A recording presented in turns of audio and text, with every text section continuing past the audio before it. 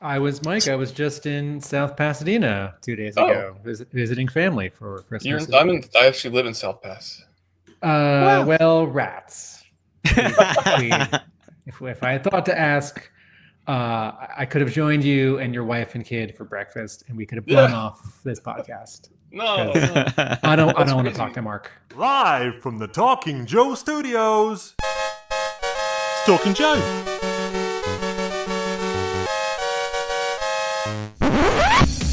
Talking Joe is on the air. Hey, it's me, Mark, and welcome to Talking Joe, the G.I. Joe comics podcast. Now, today we'll be talking to a very special guest, which is G.I. Joe America's Elite Artist, Mike Bear. And I will not be doing that alone. As always, I will be joined by a real American Tim. It's Tim Finn. Hello, Mark, and hello, listeners and viewers. Let's bring in our guest. Here we go. It's Mike. Hiya, Mike. How's it going? So good for you of you to join us. Now, here is the preamble, the in a nutshell view, which you can immediately correct all of my fact checking on. So, Mike Bear is from Stanwood, Washington, near Seattle. He's a graduate of SCAD, Savannah College of Art and Design, where, upon graduating, he worked on a 9-page story, Major Bludd versus Recondo, for G.I. Joe Special Missions Tokyo. He then went on to work as the regular artist on G.I. Joe America's Elite for Devil's Due Publishing, with a long run of issues 21 through to the end of the run of America's Elite, and indeed the end of G.I. Joe at Devil's Due with issue 36. He then transitioned to animation and the games industry, working on concept art with Rockstar Games on projects like Max Payne 3 and L.A. Noire, and more recently as a background painter on Rick and Morty. What have I missed? There's a lot of stuff, but you don't have to worry. Yeah, don't worry about it. Now, our background today, you might recognize. This is one of your backgrounds from Rick and Morty. Oh yeah. With the Wait, did I put that there? Yeah, that was season 5, I think. Yeah, But I've been. What's that? Since you're not a prop designer, the tanks are not you. No, yeah, we're like in the animation business. It's like an airplane factory. So you just work on your one part down the line. So I didn't draw any of this. I just painted it. So you were right. You applied the color and texture and lighting. Yeah. You made the lighting decisions. Yeah. Basically, sometimes you get to define set the background style. Sometimes you're kind of hooking it up to the other ones. But yeah, basically we light it, paint it, make it look pretty. That's the main goal. When I say light, when you say light, for this background, since it's 2D, we're talking about cinematography and color choices, not lighting like modeling, like a light. Yeah, like it's sort of just like figuring out where your light source is, and you're just painting it like as close to practically like it's just digital, but it's traditional kind of techniques. So. Mm-hmm. Okay, so you grew up in Stanwood, Washington, but where are you joining us from today, Mike? I'm in South Pasadena, California. I've been here for about 10 years, yeah. And just so listeners and viewers can feel some exciting, almost tension, I was in South Pasadena 3 days ago for the previous 10 days with family because of end of year holidays. And had I known, I would have insinuated myself into Mike's home today, and you would be seeing 2 windows, not 3, and there'd be 2 people with Mike's fuzzy background. My living room. Sorry. Yeah. And Mark would be so envious of this amazing coincidence. Man, okay. Yeah, it's a bummer. I had a lot of free time this last 10 days, so it would have been fun. It's okay. We don't have to be friends. But, I just met you. So.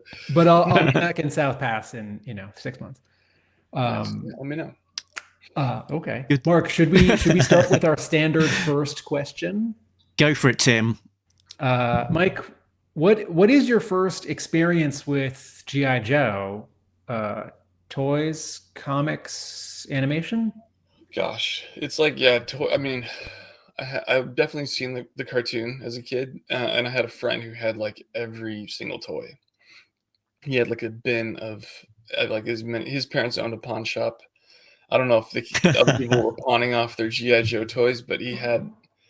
I think they just gave him whatever he wanted, but yeah, he had a whole bin of like every GI Joe that was like in the commercials.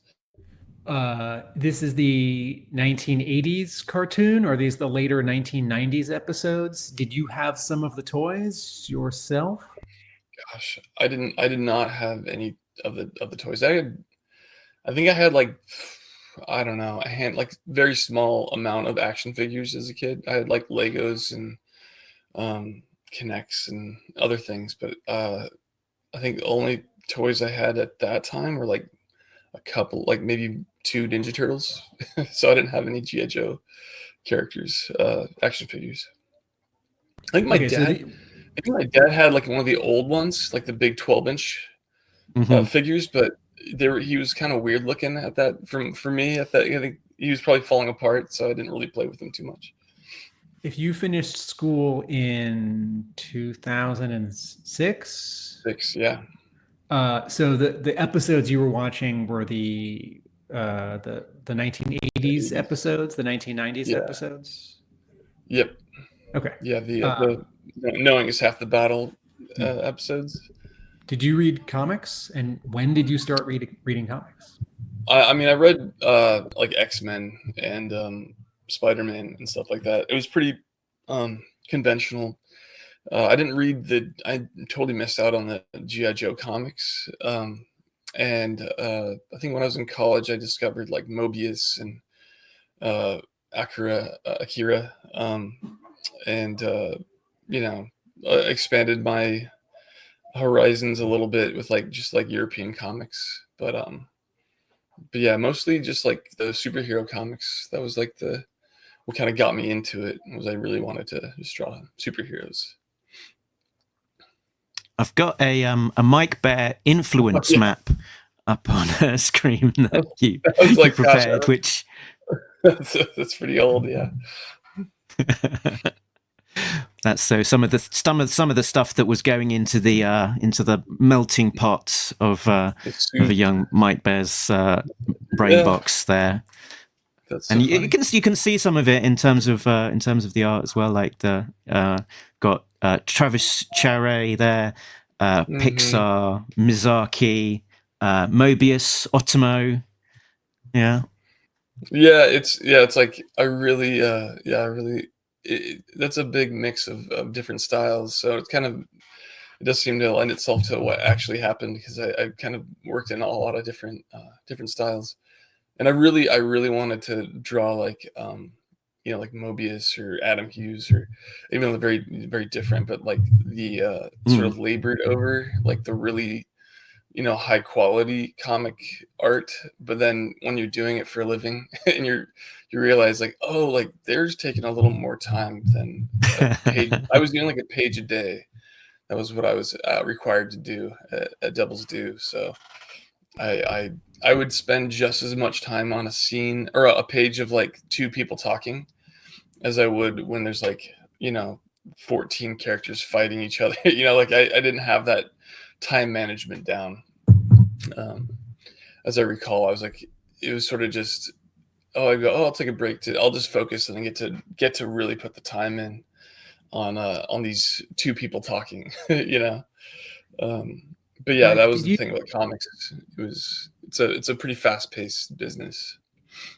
At SCAD, there is a well-known sequential art major, and I don't know about now, but 25 years ago, it was the only fully accredited 4-year undergraduate art school in America with a comics major, not just a class or a concentration. Were you in that major? Yeah, that it was at the time I graduated high school. It was, I think, Minneapolis College of Art and Design, and in Savannah.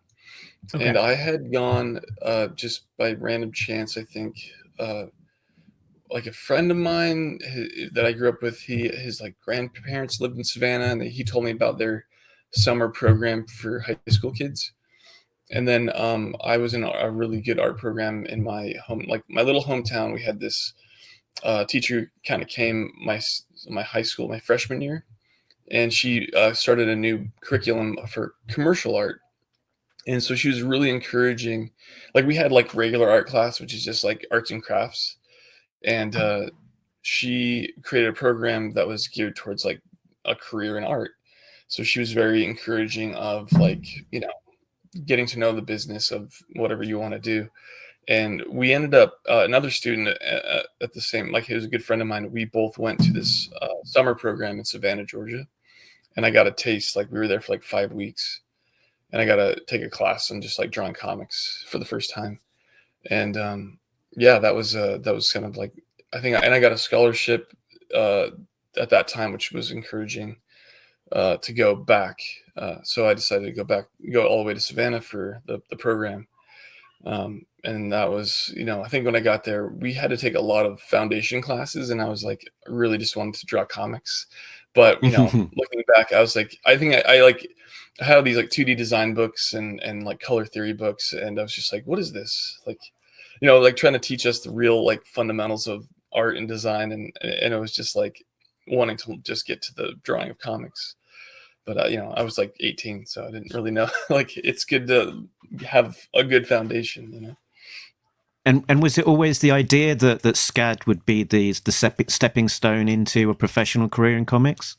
It's sort of like I didn't know what like how to even get in, so it seemed like the best, especially coming from like a small town. I was, the closest city was Seattle, and there, as far as I knew, it was just like a tech, and you could build airplanes and work at Microsoft. I didn't know anything about video game, like as a video game business, like what, or even what concept art was.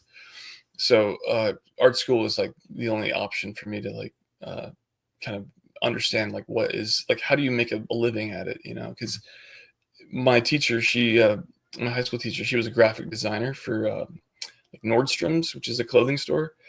But it's like I was gonna say, her experience in her job wasn't really applicable to like jumping into this kind of into comics or into video games. So art school is definitely the way for me to do it. What were some things you learned in college that you would apply to drawing comics professionally? What were some things that you didn't learn that you wished you had? Yeah, that's tough. It's like, I think my initial experience was we had like a storyboard, a teacher who was like a storyboard artist.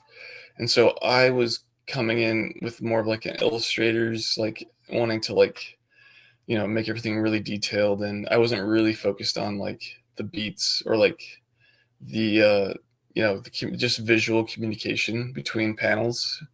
And so that was a big like eye opener, was like, okay, well, number one, it's like, it's more important if it's clear, or what you're trying to say versus like being a beautiful drawing. And that was always like a conflict, I think, especially like, comic artists and storyboard artists, like, especially story artists, it's not a really, you don't want to spend too much time on these beats because you just have to do so many of them. And comics, you're like, I want to make it look pretty, but I also want to tell the story.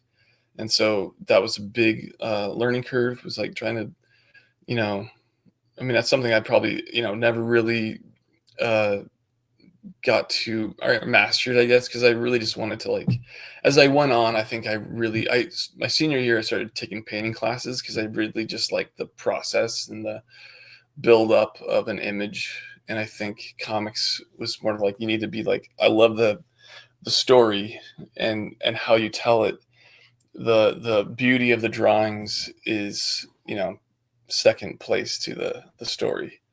And that was like a challenge, I don't know if that answered the question, but No, that's great. And Mark, and back to SCAD you.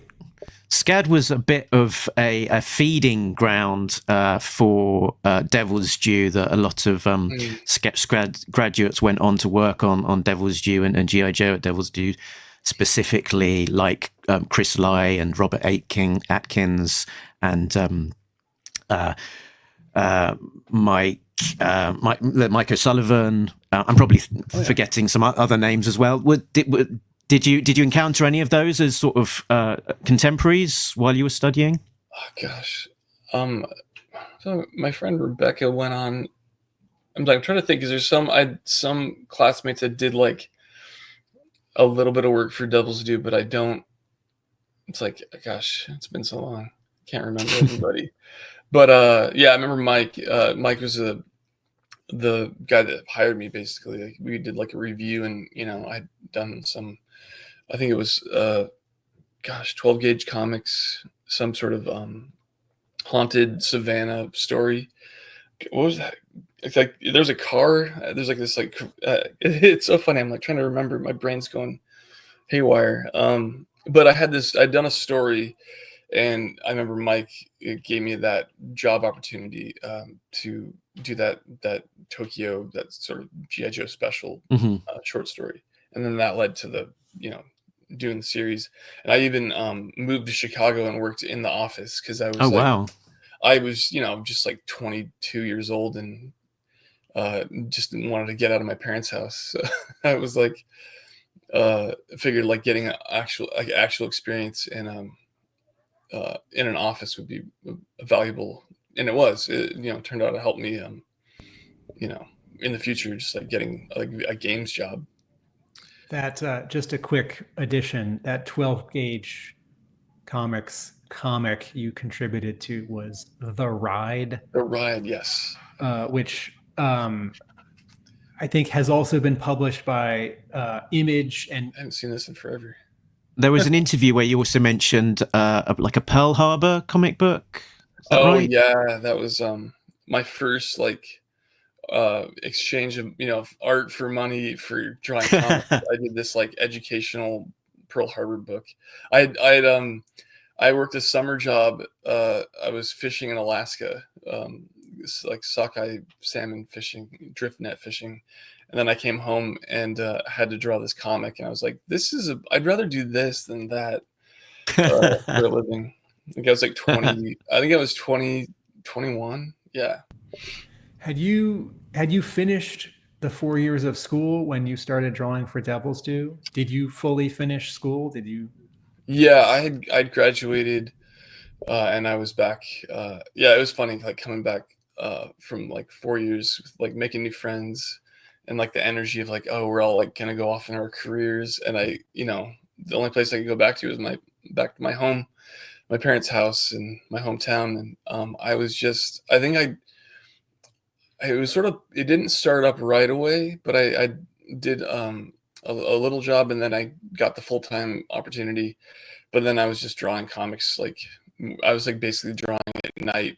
I don't know, the way that my schedule was, I would just work all night and then sleep half the day away. But yeah, it was pretty much like maybe 3 months after I graduated. And do you remember, was like the sort of like the G.I. Joe special missions here is your, I guess, most high profile paid work to date there? Did it feel quite pressurized to try and get it right going out the gate? I mean, yeah, like geez, this one. Yeah, I mean, I think it was, I haven't seen this in so long. Yeah, I mean, all of it really. I was like, wow. uh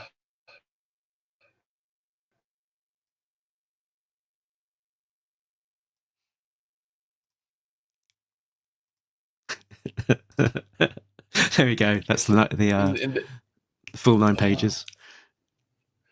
Yeah, it's hard to look at.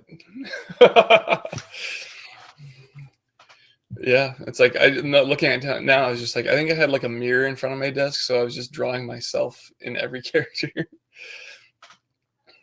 And it was like before I like really knew how to like design unique, you know, looking was the thing. faces. Yeah. Drawing G.I. Joe is very different than drawing Spider-Man or X-Men. And it's a licensed book. So you're not just dealing with your editor. You might be dealing with Hasbro, or your editor is dealing with Hasbro for you. And there are characters with really specific costumes and equipment and vehicles in a way that, you can sort of fudge New York City when you're drawing a Spider-Man story. Did you have a sense with this earliest work in comics that this book was different than other books, or were there particular challenges you remember?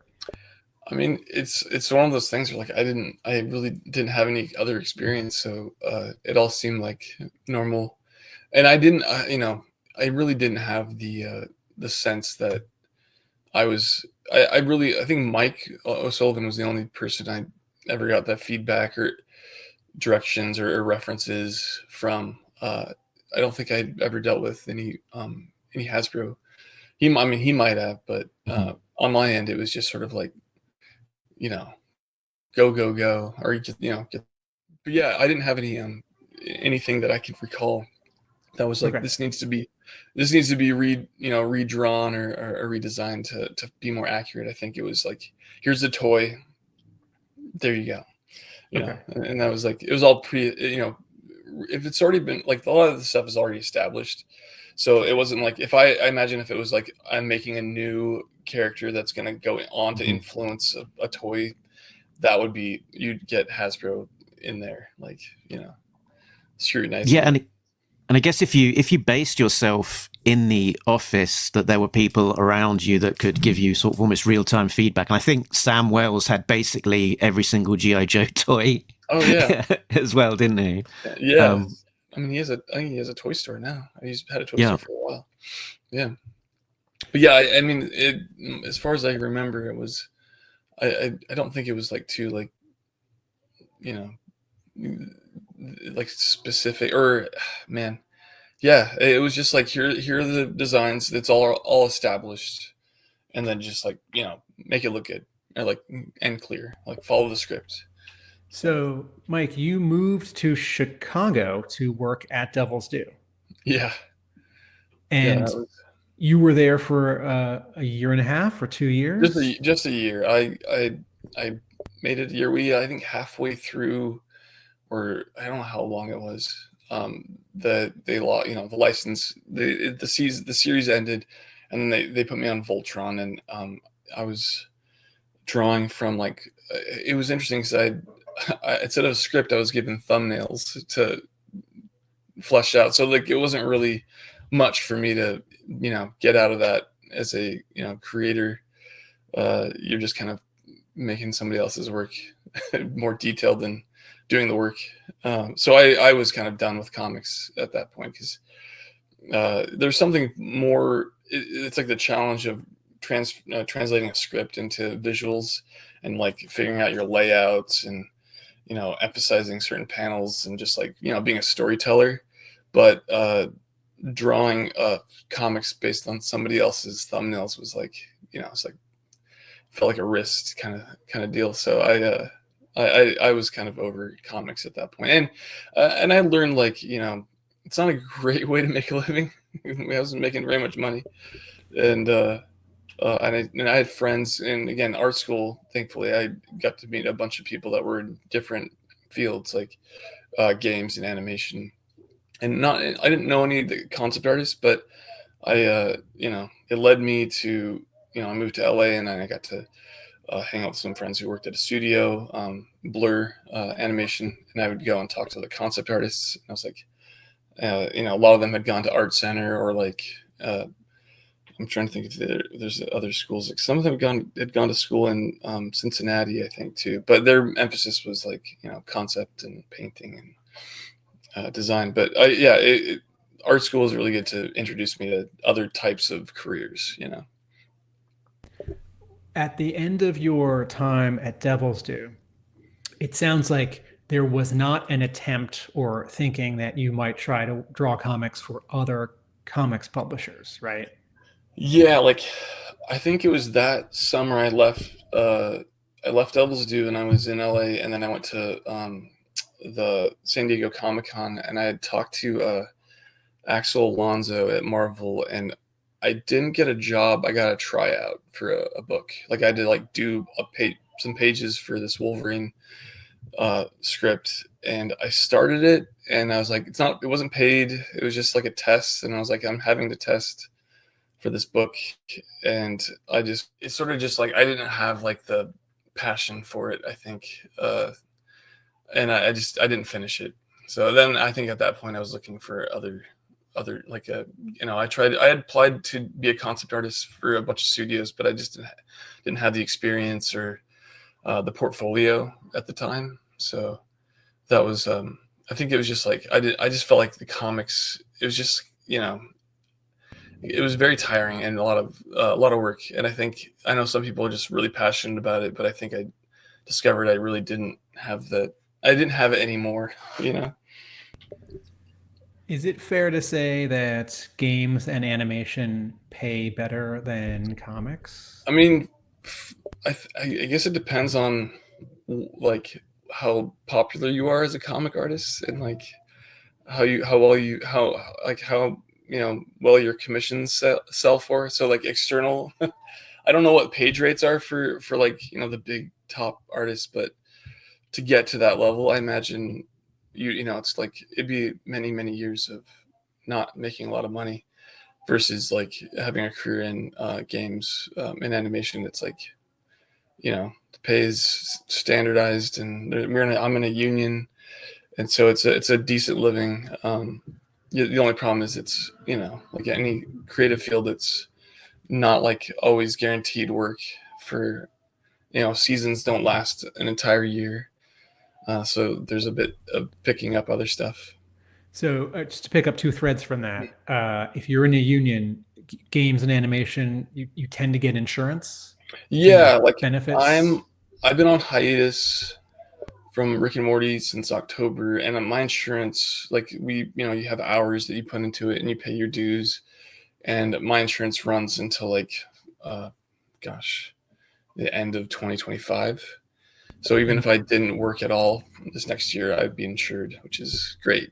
Do you have an expectation that a new season of Rick and Morty will come your way before the end of 25? Oh yeah. I have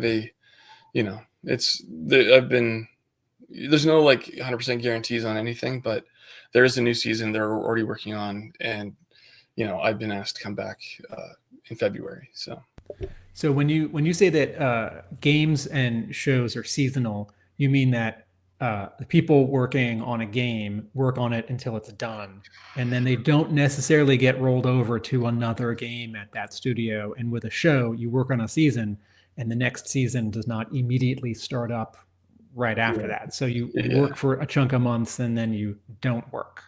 It tends to like, and there's trends too. Like certain shows will. I'm just a background painter, so you can work like 9-10 months on a season, and sometimes the show doesn't get picked up. When I moved here 10 years ago, there was like so much work, you could always find a job. And right now it's kind of like, I think games are having the same issues, but it's like it's kind of dry out there, just all entertainment in general.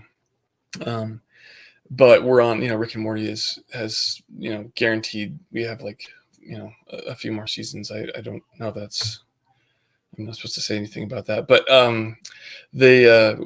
we're it's a rare thing in this job to have like sort of more work ahead of you.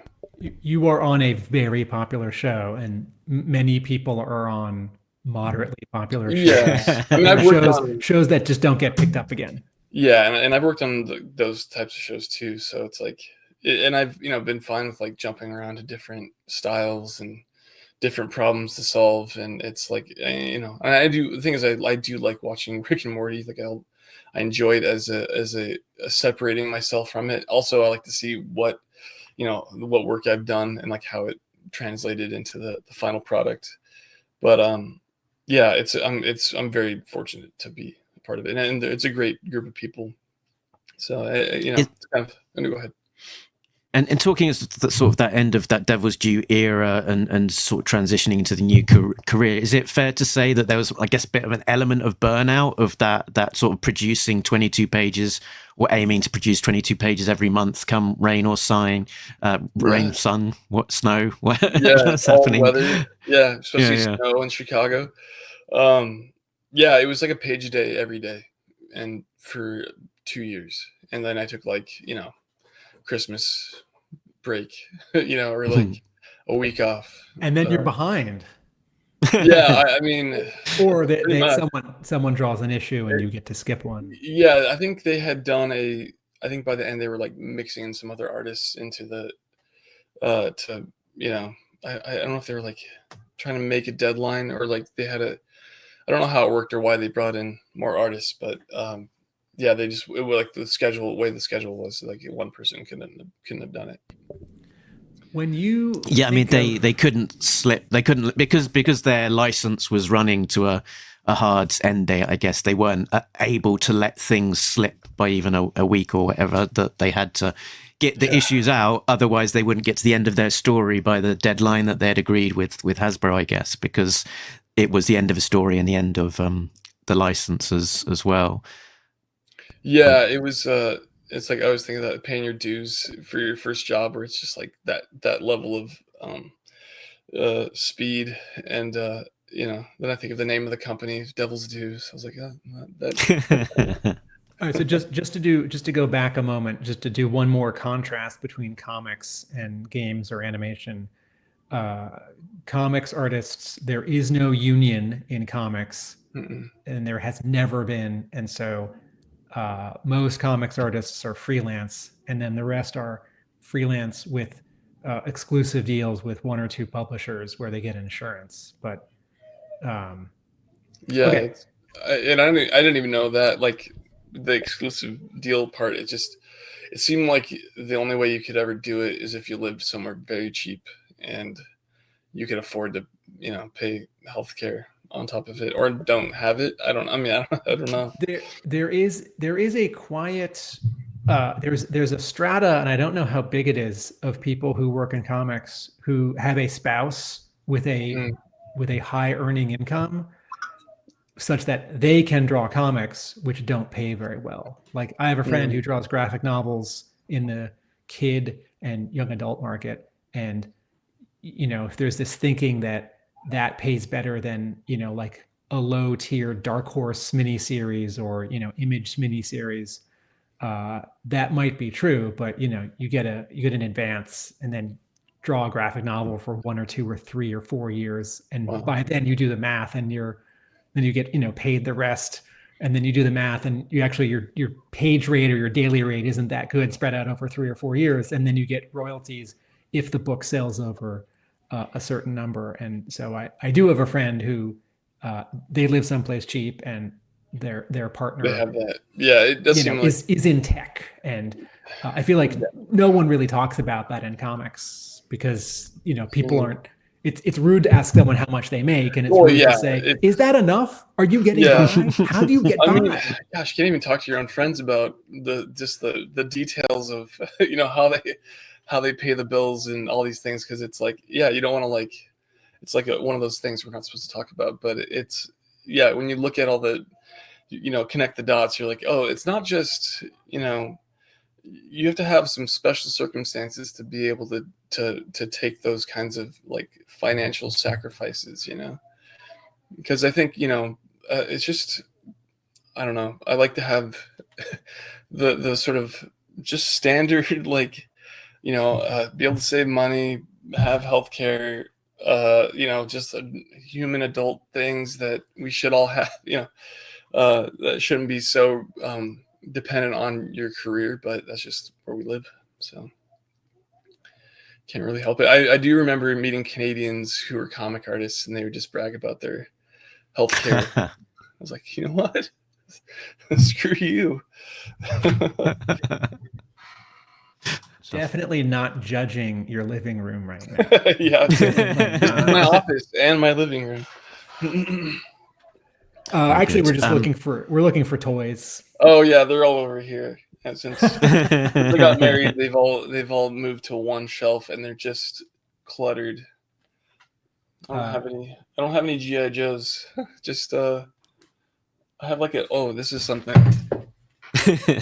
Here we go. This is the one. It's like my original like Jurassic Park toy from like the mid '90s. Dino Damage. Yeah, oh yeah. I even have the little skin flap. That's Kenner, and oh man, was Kenner making money off of that and Batman and not GI Joe at the time? I see the new Jurassic Park toys, and I'm like, these are still better because they're like rubber, you know. Oh wow! Like you can kind of like play with them. But the new ones are just like all hard plastic. Anyway, all right. Yes. While we're doing toys, this is my token effort today. For your benefit, there, it's an owlbear.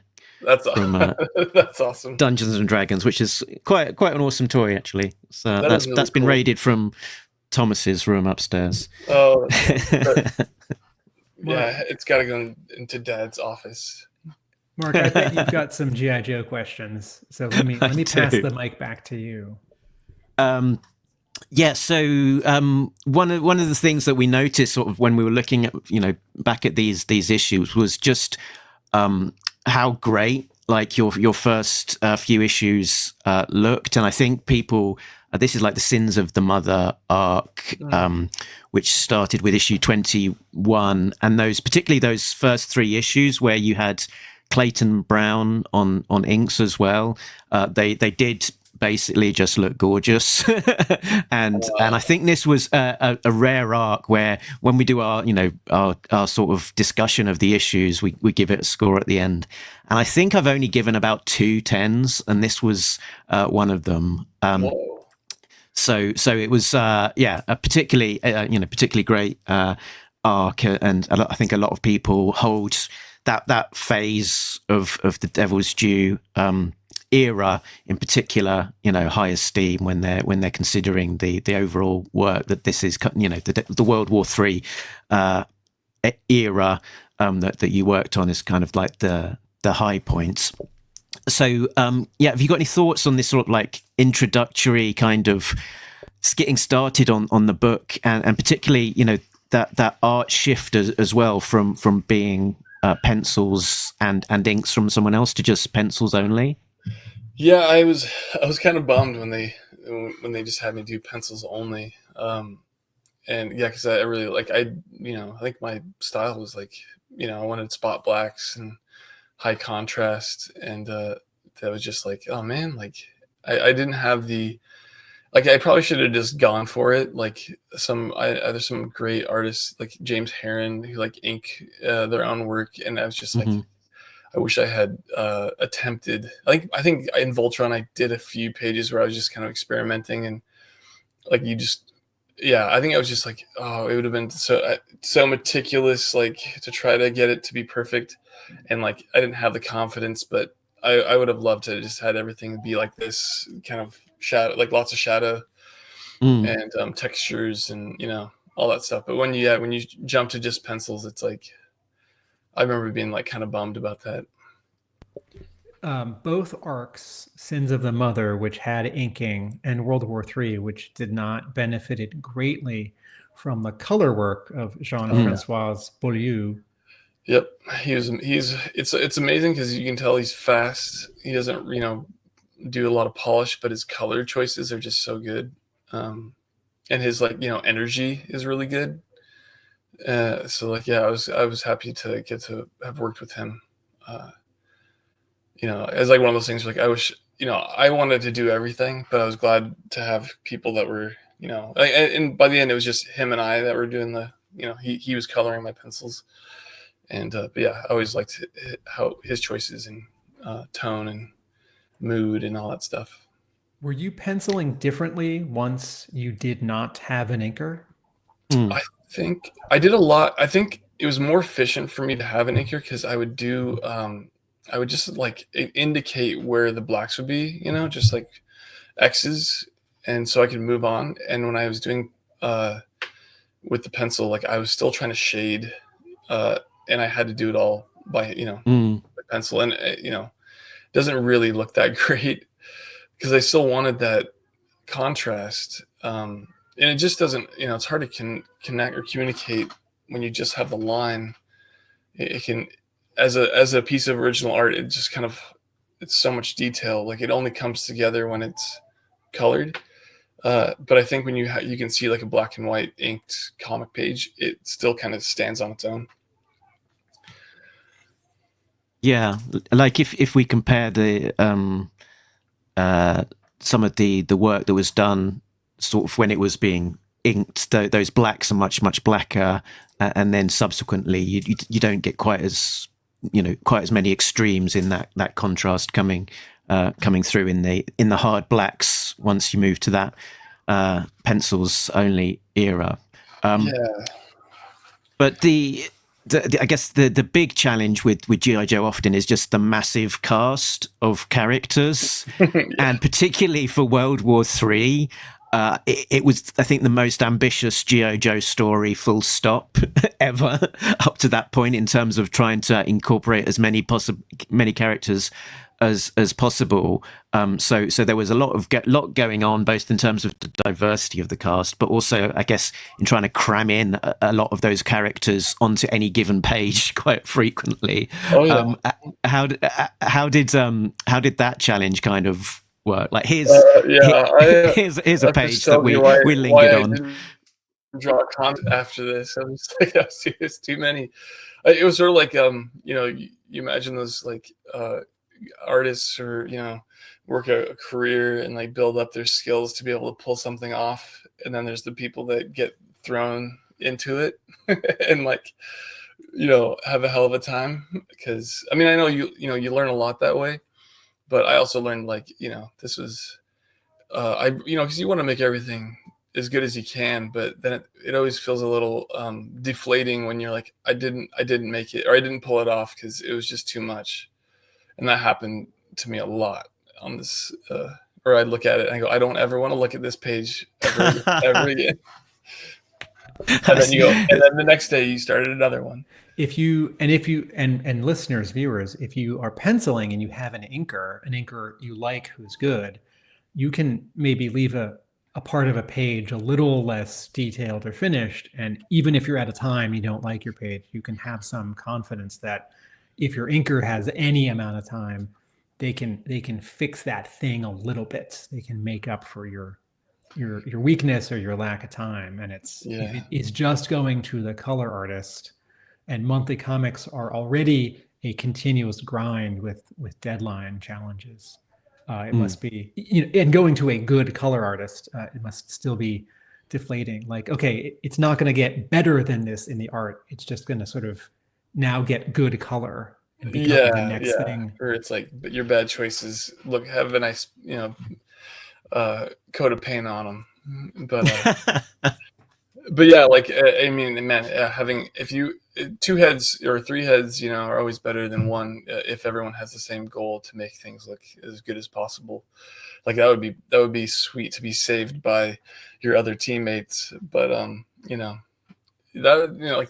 for better or for worse, like comics are great for people who want to just be you do it as much, you have the most power, I think, in as a visual storytelling medium, from a singular vision versus like animation or games, where it really is like we're all just it's too big to any one person to have like that much, unless you're like the showrunner, and even then they have opinions outside of them. Okay, so just a quick comparison. If in comics you and one or two other people are drawing the final page, at a game studio or on a show, how many other people are in the background department, and how many other people are artistically making all of the visuals for that show or game? I would say, so like how comics is like story is, the sort of the be all end all, that decides everything. And games, it's really like engineering. Like you're collaborating with engineers and game designers, so you have like you're just a part of that. And then what is possible is the engineers can design or build a tool that can make this possible. So you're sort of like helping. I feel like you're just helping as much as you can. And then animation, it's I think the story artists and I feel a lot more like a part of it. Like the final product is your art again. It's you're still the story artists, the storyboard artists, the directors. Like they dictate on what the final show is gonna, whether your scene's gonna get cut or what have you.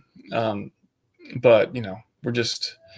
It does feel good in animation compared to like games as an artist. And I worked in mobile games and in AAA, and I'm trying. I don't know where I'm going with this, but yeah, it's a different kind of team effort. But at comics, you have like your art is like the product, which is pretty cool. Yes, I heard you talk about one of the things that you liked about sort of approaching sort of comics and the way that you would draw is that you're thinking about sort of the sense of where the camera is positioned and that kind of thing. That you're like the director of the shots. Yeah, you're like, I mean, ideally, I'd love to paint everything and do it like this, like how Jean-Francois like finished it. And I was like, okay, that looks pretty good. But then you're like, you don't have the time to really get into the full vision. Like I always like wanted to be a cover artist because they could do everything. Like Adam Hughes, like do the whole kind of final rendering and everything. But yeah, it's fun to pick the shots and try to like get in that just the right camera angle and the right composition. And like now looking at it, you're like, oh, these tangents. Like I don't think I put a smoke trail next to her, or that condensation or whatever line next to her foot. But that's what I think Jean-Francois put in there. But it's fine. That's his choice. No, it's not. It's not fine. That No, tangent's, I was looking at that all the tangent's tangents distracting. and things on all these pages, but So, Mike, I was going to say, in terms of covers, you did a handful for your run, not absolutely every single issue. We guessed that it was probably just in terms of deadlines that it was. You were there was a lot being asked of you to be able to do just the interiors, and then to put demands of a cover on top might have just been a little bit much. That was what I was doing at night. to try. I was like, oh, you want to do a cover? It's like, yeah, but you have to do it after work. Right. Can you talk about working at Devil's Due and having that office job, drawing in the Devil's Due office? Because that's pretty unusual, right? People think of the Marvel bullpen of the 1960s, which wasn't really a thing anyway. Mm-hmm. But Devil's Due was unusual. Yeah, it's like, I'm glad I got to do it because I remember, I was like 22, 23, I think. And if I didn't, I mean, it was hard to just work by yourself and not have, a rich social life. I think at least having like being in an office with some nice, good people, and like getting lunches with them and stuff. And just like it was a big boost to that period of time because I'd done a year just doing freelance, and it was like not enough money to like live on my own, and it was interesting. Early 20s. I don't know. It's a time where you're young and healthy, but also kind of full of anxiety and uncertainty about what to do. What you're gonna do.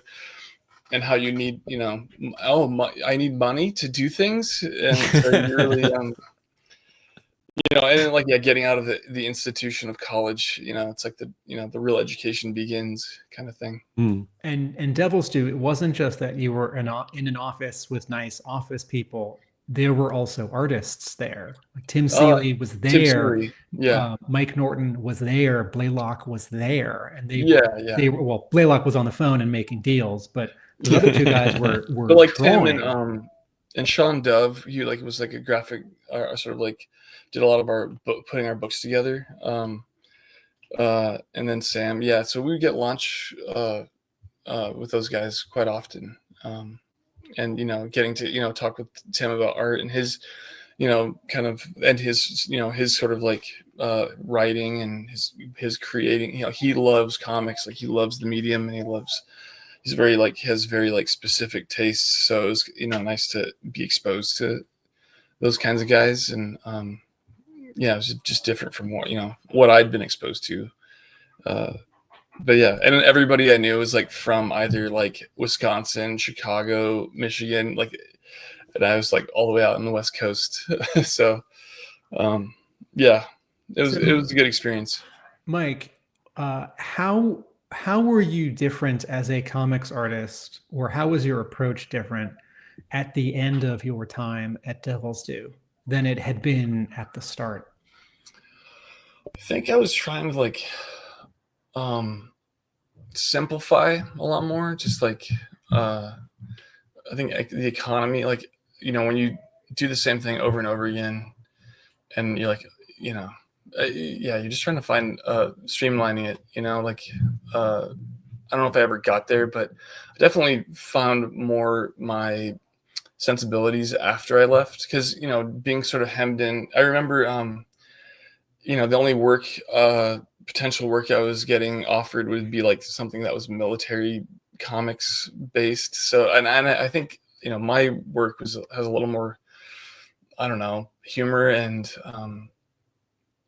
color, and there's a lot more going on than just the G.I. Joe stuff. So I was getting a little tired of the same tone all the time, but I could see like doing something for a job, like if it was a good living and had good, like I could totally do it. It's enjoyable, but to do it sacrificing, financially to do it, it's a different thing, What I'm seeing on this page, which is a little bit further on in the run, is that it looks like this was probably done as a rough digitally for the composition, and then tightened up with pencil, but printed out and then sort of tightened up and finished on paper. Yep. I was doing a lot of that, trying to speed it up, basically. Little thumbnails and blow it up and then print it out. So just to add a detail for listeners and viewers, all of these very light blue shapes under the pencils that Mark just referred to, when this page now penciled gets scanned, you can fiddle with the contrast and then drop out everything that's white and very light gray and light blue, and you're left with just the pencils, which you can then make, much darker or maybe even almost black. Mark, back to you. Yeah, we sort of touched on this, and I think I might be able to preempt the answer a little bit. But back in 2007, you said, just as you were starting out on this run, you said, "I'm excited to see, when all's said and done, my very first page, and to compare to the last page. Hopefully, I'll be happy with what I see." Have you gone back and looked at the arts, since then, and sort of taking a step back and see how you felt about this art, almost 20 years on? Yeah, it's like I think it was like a couple of years ago, I looked at I have some original pages, and I was just looking at them like, so it feels like somebody else drew it, but yeah, I mean, there's certain things I'm like, there's definitely like, I'm proud of the opportunity, or getting to make it, and I was very happy I got the opportunity.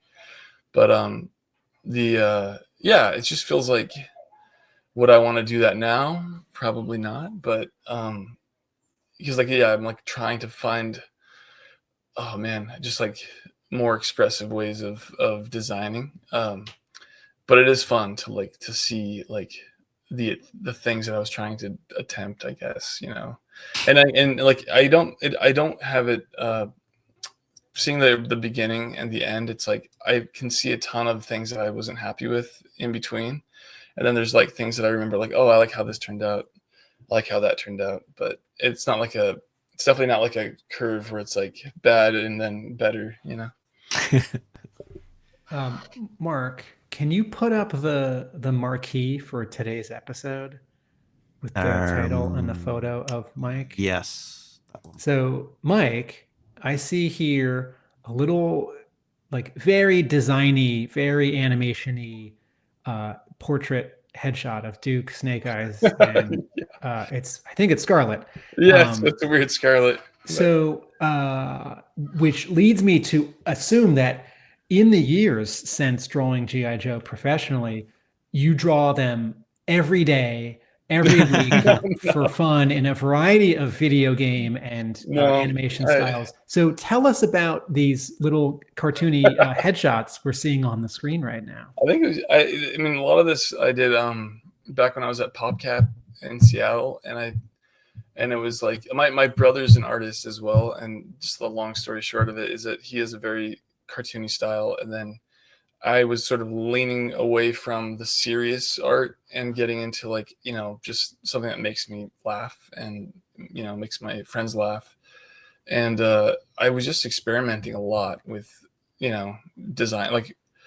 Like for instance, like I think I used to, when you're designing a character, you're thinking of all the anatomy and the muscles but when you're just designing puppets, really, it's like, just shapes. So that was a fun little like breakdown on how to change your philosophy in design.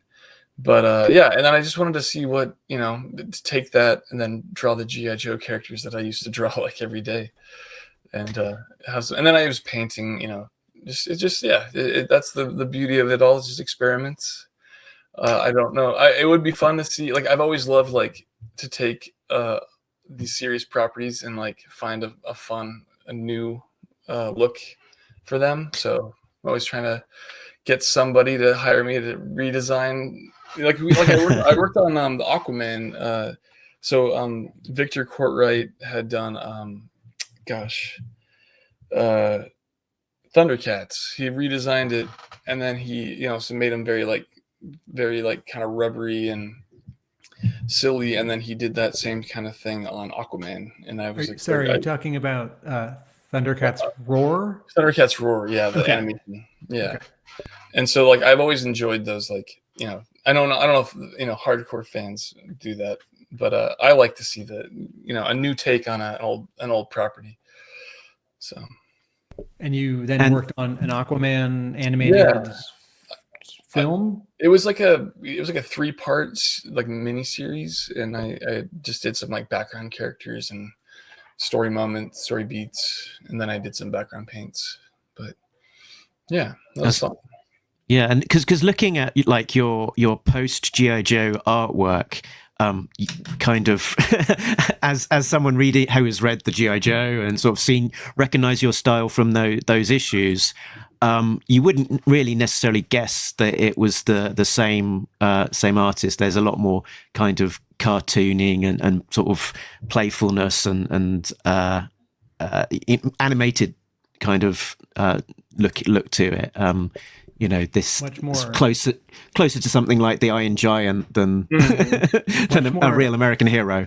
Much more design and geometry and less about lines. It's more design and less illustration. Yeah, and like I go back and forth, but I do like I think shape overall, and I do I worked in line recently on this other. I've worked in line on a lot of jobs, but I always just like the final full color lighting, which is why I'm a background painter mostly, because it's like the one job. It's like there's not a lot of challenge. I mean, it's challenging in a fun way, I guess. But I feel most confident in, I think. Maybe you should try and get back into comics as a color artist. I hear that pays really, really, really well in 2024, just like it did in the 2000s and the decades before that. Yeah, right. I think they've color like 5 pages a day. They've probably held the page rate the same since the 80s or something, haven't they?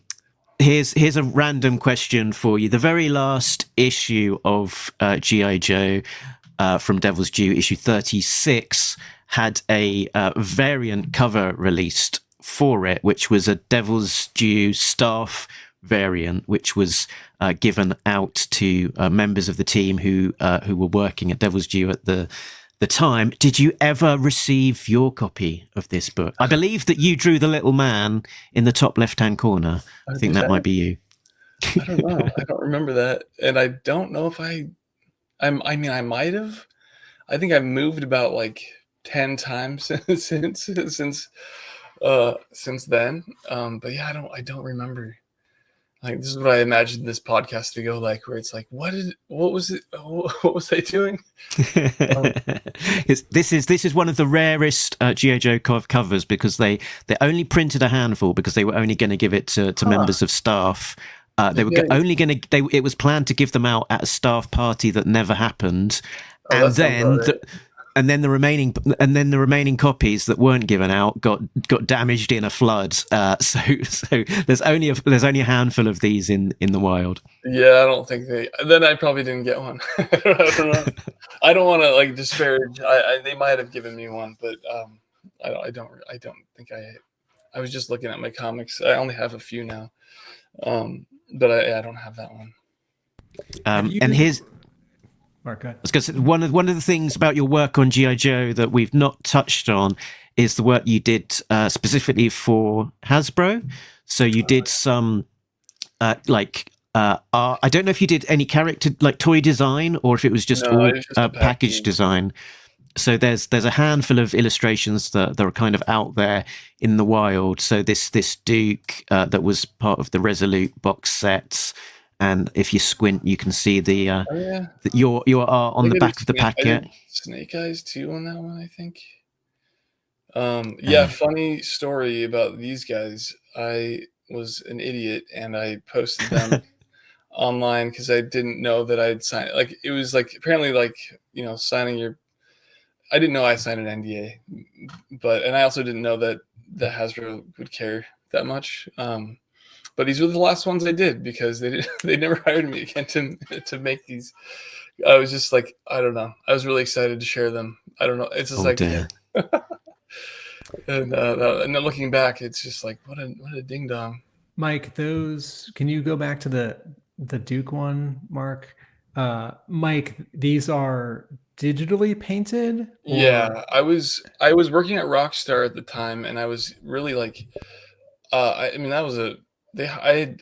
had like watercolors in my portfolio when I got hired for that job, and I really learned how to paint digitally like while I was there, like doing concept art. It was crazy. I'm really glad I got to do that. And so I was like taking what I'd been learning, and I was with a really good. I worked with two other guys, and we're all very like hardworking, and we'd go out and do like paint studies, and and I just try to become better painters. And I got this job, and I remember like I'm gonna try it because I had drawn the box art. So it was like what was the name of the company? It was Devil's Due in the same office as Kunoichi, I think it was. Yeah. Mm-hmm. And so they were like, doing their outsourced studio for Hasbro. And so through them, I got to do some of these. And it was actually really, it was right after I left Devil's Due. It was my bread and butter. I was getting to design these little, package art for them. And it really helped kind of keep me afloat for while I was trying to find a new career. Okay, so I'm very grateful for that. Two quick questions. One, just to clarify, you did the pencil art for these and then also digitally painted them. It was just the last series where I did the art and the color and the paint, but all the other ones previous, I couldn't even tell you which ones I did because they were given to a digital painter, and they kind of made it their own. Okay, so is this like 5 or 10? Is this a couple dozen package art where you did the pencils and then also a couple at the end you also digitally painted? I don't know how many I did, but I did most. I think at least a dozen. I couldn't tell you, but I think I did more in pencil, and then this last set, which I think you have right here, they're all for this series of toys, and I did them all digitally. Joe fans, these were on display, the original pencils at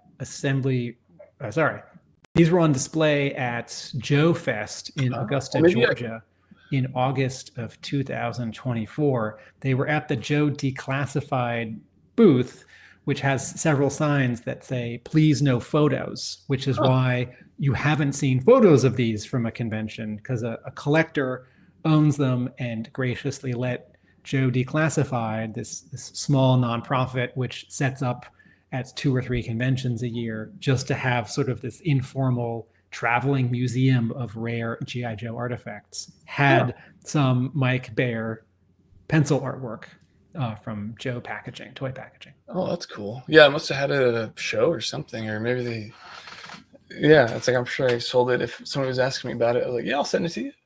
Yeah, and I might have drawn I probably drew these in pencil first.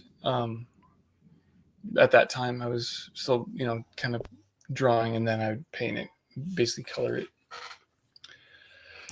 That's cool. Yeah, There's a no photos policy for Joe Declassified, so unfortunately, we don't have the images of those particular ones from the show. But I can't remember with concrete certainty which ones were at the show, but it did include a Cobra Commander, which was going to be included with a comic 2-pack, which was the last of those sort of Resolute comic 2-packs, which never got released.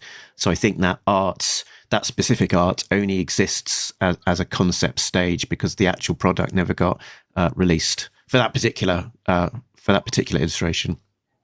Huh. Yeah. It's like,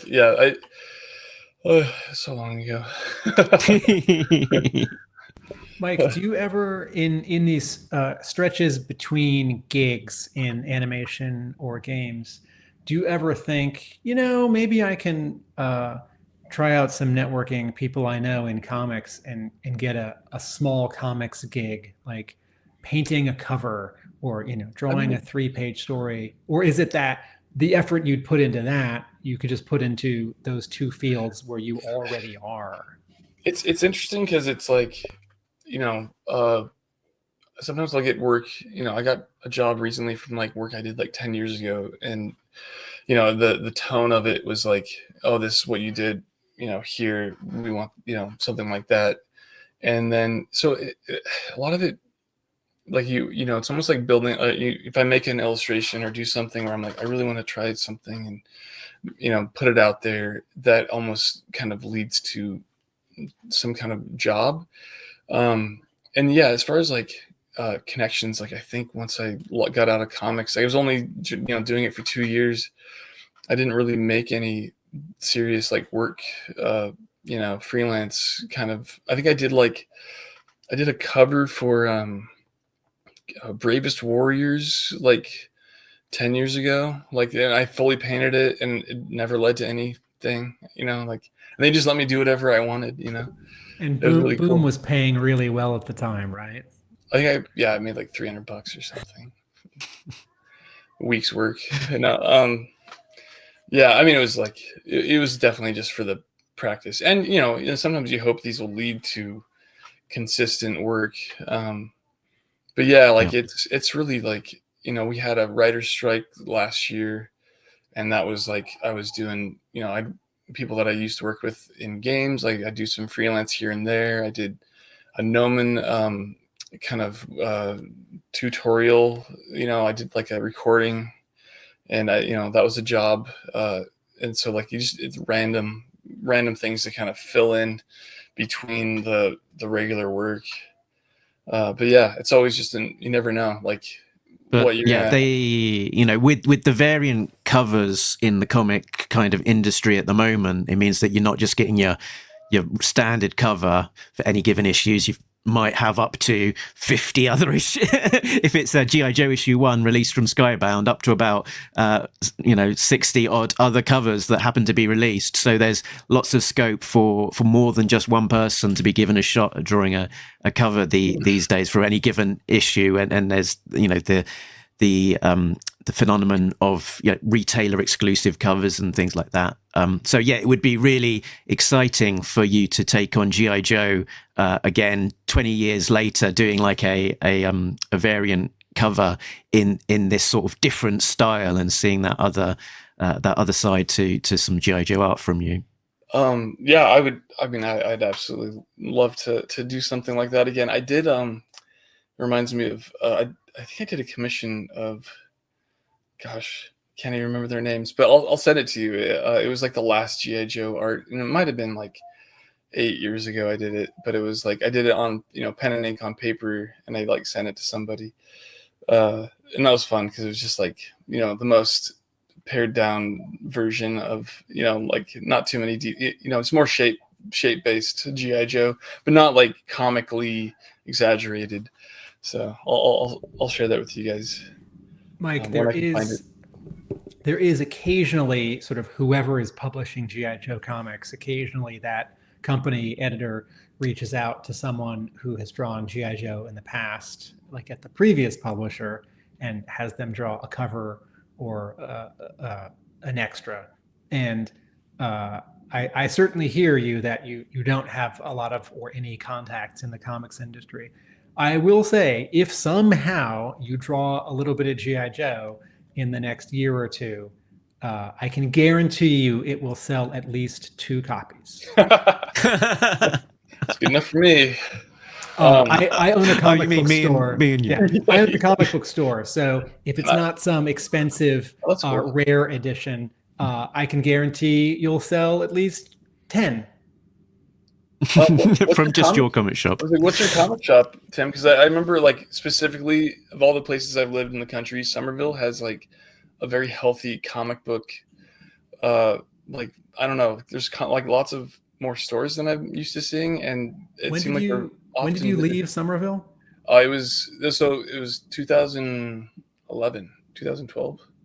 Hub Comics. Hub? I've got a Hub Comics jingle. Hub Comics, your local comic store.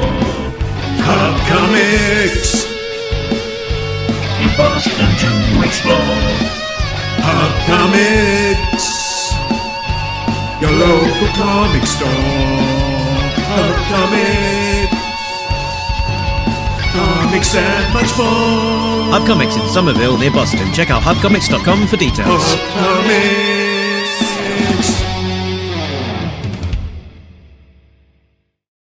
That's awesome. Mark, remind me to get you more photos so that will change as it keeps going. Yeah. Remind me to ask you to delete that and never play it again. Mike, have you been to my store? I have, like, a long time ago. I think is it Joe? How do you say his last name? Joe Quinones? Joe Quinones? Yeah, I used to see him there, or like, I don't remember exactly. It's all blurred still, but Wait, did you come to a signing when he did? I might have, yeah. When he did the Black Canary Zatanna graphic novel I signing? think so. It sounds. I mean, if it was back at that time, I think he was doing something like that. It's you're like, I'm remembering things that I haven't thought of in a long time. To pick up on that thread, yes, Hub Comics, Somerville, Massachusetts, is 4 square miles and has 2 comic book stores. So a mile and a half from my store is another store, and then a mile to the north west is another store, and then a mile and a half like back to the east is another store. So wrap up question from me is, you were working on G.I. Joe back in 2007, 2008. It was basically your life for about a year and a half or so. And then since finishing up on working on G.I. Joe, what's your relationship been like with the property? Have you sort of kept an eye out for what's going on? Have you been, reading any of the comics? With the Skybound relaunch this last year, it's made some big waves. Has that caught your attention? I have I have like, very little knowledge of comics in general at this point. I played video games like mostly for my, I guess, like, and I'm trying to read some novels, but and a lot of it's just like I have like a 2-year-old, and so a lot of my life is just related around like I'm really into Miss Rachel and Teletubbies right now. So. But and yeah, various other children's books. But yeah, I haven't been paying attention. You know what little kids like as your 2-year-old becomes 3 and 4 and 5 and 6? Comics. Oh yeah, no, we have. I look forward to her learning how to read, and I have like a ton of books to show her, and like things that I enjoyed. Mobius art books, Travis Trey. Yeah, I do have a good collection of children's books with art that I enjoy. So that's kind of we'll start with that. Keep the Mobius up for like until she's 16 or something. Excellent. Tim, any last questions from you? Nope. Okay. So Mike. Just leaves us to say thank you very much for joining us.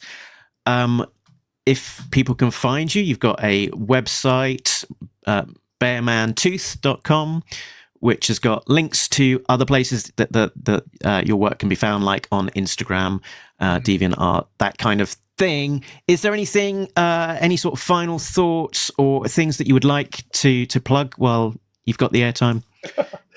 I wish I did. No, I was going to say it's really been a pleasure talking to you guys, and if you guys are ever, Tim, if you're back in South Pass, let me know. Mark, if you happen to be here, also. Less likely, but yeah. Excellent stuff. It's nice to get to talk to you in person.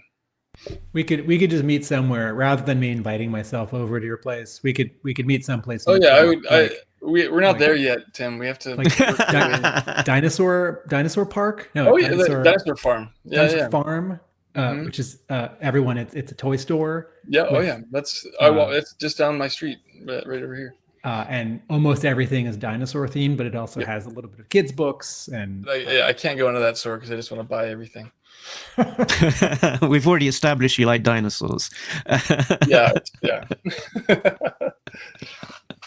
I don't want to draw them anymore, but I do like the toys. Very good. So I think that is it from us for now. So it just leaves me to say, please remind us, Tim, that Nobody Beats Talking Joe, an international podcast.